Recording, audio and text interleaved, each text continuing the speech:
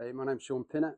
So I've been away for a bit. I had a bit of a break, a bit of a real sort of vacation to get my brain in gear again. I lost my friend Chris Swampy Garrett 3 months ago. We had at least a month dealing with that and repatriation.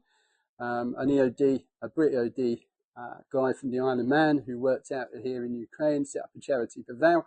And was really one of my best friends who really lost his life in Izium. So we're dealing with that. Wanted to go and see some family in Poland. So had a quick trip to Poland, a walk-in trip as well. Amazing. You'll see them on my, you'll see the trip on my YouTube channel, on my thread. So today we're going to keep going. We're going to talk about the types of characters that come to fight in foreign and armies. It's quite well known. The French have the French Foreign Legion. The US has non-US citizens who fight for in their military, really. And we also have in the Brits Fijians. We also have the Nepalese, the Gurkhas. Do we class them as foreign fighters? Do we make them sound jihadi? No. So why is it that when anyone refers to the likes of me, Aidan, or anybody else that's, you'll see, we are literally referred to as foreign fighters? I'm not a foreign fighter. Under the Geneva Conventions, I'm entitled to the rights of a POW. I'm enlisted with the state army and identified as that. But as long as we keep identifying these people as foreign fighters, we're actually playing into the Russian narrative, who branded me as a Nazi mercenary and a terrorist, and we don't want that. But we do have our internal problems with these characters. When I was with the Marines, Ukrainian Marines, literally, I had a filtration process. I wanted believers, killers, and runaways I didn't want. And part of the filtration process was to really extract those from any sort of selection, hopefuls that we might take to with us, into the battalion. So it is a concept that's proven to work, that Ukraine have got better at. And today we're going to look at the killers, the believers, and the runaways. Dinner! Beautiful. Johnny's number 3. Johnny Ivan. Pull the pina da. It's Ukraine's territory. Ukraine should be trying to win it back, as far as I'm concerned.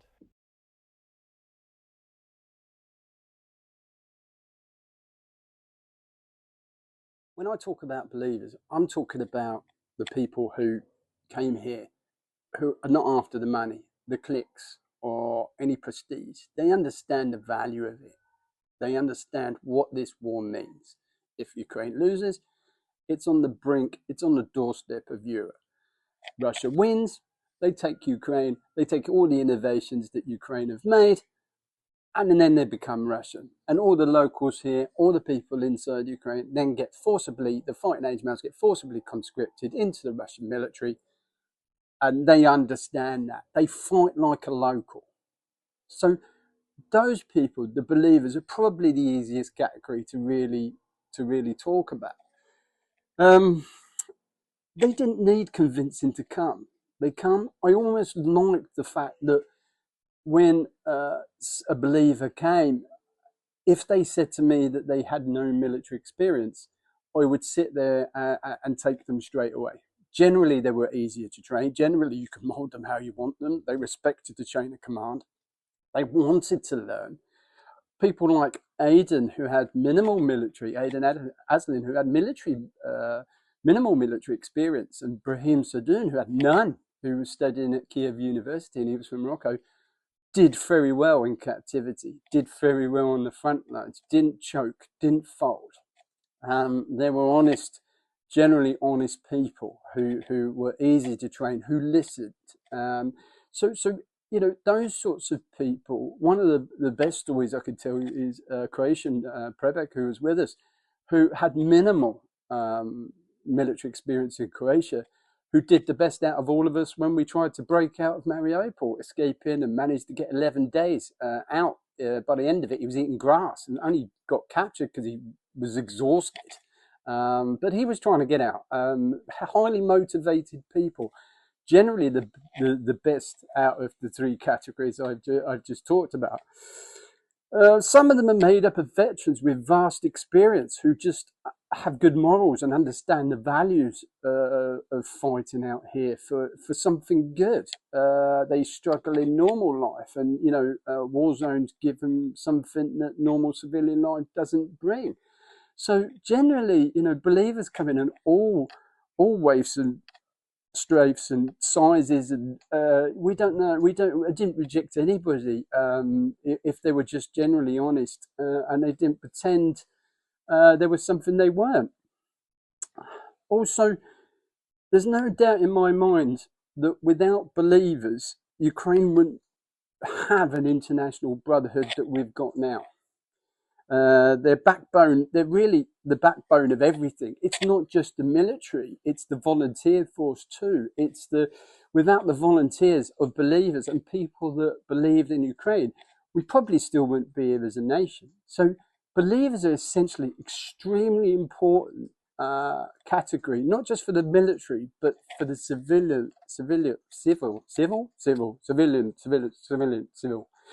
arm of the military too, the people that fund all the drones or the equipment or the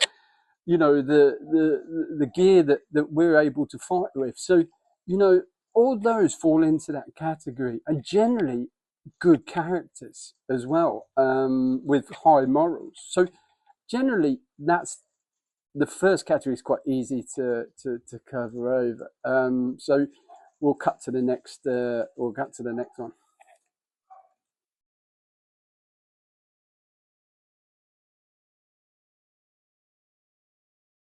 Killers. Well, it is, believe it or not, some people thrive on violence, and the ones that we took were generally had good foundations, good morals. Might have drunk a bit. We used to call it character building. We'd go out and they'd have a few beers, but generally, essentially, you put a gun in their hands, they're in the trench. I'll tell you some stories. They just didn't run. They weren't flappable. And those guys generally can be anywhere. You might not get on with them. The amount of conversations and dad roles I had to take on when somebody would say, I don't like him, he shouldn't be here. I said, but would you want him in a trench with you if you got in a bun fight? And they were like, well, yeah, he's just big, huge. Guys that can handle themselves. It could probably take 3 or 4 guys in a fight. Those guys. Killers range from everywhere, from professional soldiers to just people on the wrong side of the tracks. I mean, you've got to be careful. I'm going to touch on the Runaways in a bit. But you had to be careful about who you choose. A lot of them came from references. And Ukraine was a home for some of these people because they just didn't slot into normal life. Many come with talent, especially the military guys, SF guys, professional killers who are just got the foundations, who are very charismatic, super fit. They're the guys you don't see on YouTube. They're the guys that are actually doing the job, not after the clicks. You won't know who they are. They're just going about their business every day here, and then they go finish and carry on, and they've been fighting here. Some of them actually stay and build lives here, marry here. So killers are generally, it is a word that sounds a bit scary, ominous to people that are not in the military. But believe me, you want those guys. You don't want this war's not being fought by just nice people. It's a misconception. Nice people just generally, don't go and fight wars and get in the trenches and do all that sort of stuff unless you're conscripted, which many Ukrainians are. But we're talking about internationals. We're talking about foreigners who, people are not born in Ukraine who are now signing up for the Ukrainian military. So, it is a bit different. It is a bit of a culture thing in the military where you come across those people, inside your own units, even in the British Army, that are just incredibly tough. And those are the guys you really want.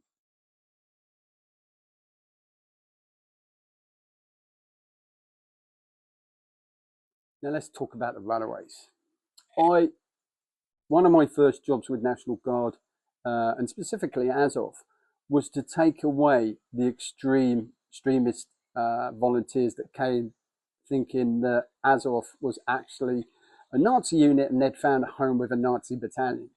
It's very much not the case. Many of those coming from outside, I was in charge of escorting out to the train station, and when they just turned up at the barracks, I was taken back the next day with a paid ticket by the battalion to escort them to the train station and back to Kiev. It was very much like that. At the time, the Ukrainian military was moving into more of a professional outfit. It was described to me as Azov was like the French Foreign Legion, made up of all sorts. It's just that they were incredibly crap at dealing with Russia's incredibly successful propaganda on Azov, especially when Russia in 2022 would invade Ukraine with Rusich Group, a Nazi outfit, a neo-Nazi outfit, and also PMC, a private military group called Wagner, which was founded by GRU Colonel Utkin, who's an out-and-out Nazi who had Nazi symbols etched onto his collarbones. So, you know, it is a Nazi PMC found, you know, particularly ironic that they invaded Ukraine. So, you know, Runaways, we had to filtrate those guys out because Runaways covered a broad spectrum of people. Runaways would cover drug addicts, alcoholics, people run away from warrants and legal issues. And nowadays with the internet, it was quite easy after a 2-week vetting period to actually pick them up online and find out who they were and say, nope, sorry, you're not coming in here. Also referrals. Referrals would say, you know, I'd ring up my friends all around Ukraine and to say, have you heard of this guy? Have you heard of this guy? We still do it now. Have you heard of this guy? 2 minutes, someone's already come back and go, don't take him. He's got serious problems. So, you know, there is a vetting procedure heck in those early days before 2022, and even now it still goes on. But the Runaways are people you don't want, especially the types that literally, I'll tell you a quick story. Literally, I was coming back from Lviv to Dnipro on the train from the border, and it's the same train that takes you from the border to Dnipro, and this guy was just crossed the border, and I just heard this voice coming from another cabin saying, hey, yeah, man, I've made it. I'm in Ukraine. I'm really in the shit. We hadn't even got to Lviv. So that's the sort of people you don't want. People that are really coming over to expand on their YouTube clicks, stay in the west of Ukraine and don't actually go to the front lines and see the front lines. Journalists. I don't mind journalists because they go to the front lines. I would talk to them all day. They will visit the front lines. They will see and get the stories. These guys are just making up stories on YouTube and just trying to get their clicks up. Nick Shirley being one of them, who came to Kiev and literally went to the most expensive street in Kiev and for some reason filmed all these cars, Porsches and Mercedes, and tried to say that all of America's money was being spent on, you know, it was being siphoned out and being stolen, which was totally untrue. I mean, he went to the most expensive street in Kiev. It's still expensive, even after the full-scale invasion. So, you know, he was here 3 days. We even offered for people like that to come out and see us, and we'll take him to the front. Nope, didn't want to go. Just came here, YouTube clicks, gone.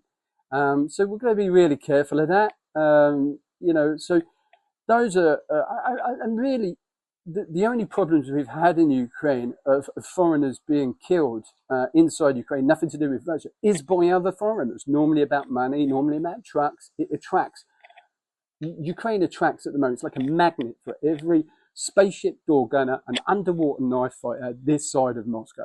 I mean, it has attracted the worst kind of people. And also, if I had a penny for every spaceship door gunner and Ranger Danger that I've interviewed, my God, I mean, you don't have to spend a minute talking to someone, asking a series of questions, and you realise that, hold on a minute, you're not saying what you could do. And you can't lie in this game. You know, it's not a game where if you lie on your CV, you're not going to get found out. Because when it involves equipment, guns, tanks, you know, military hardware, mortars, eventually people are going to go, you're not a ranger.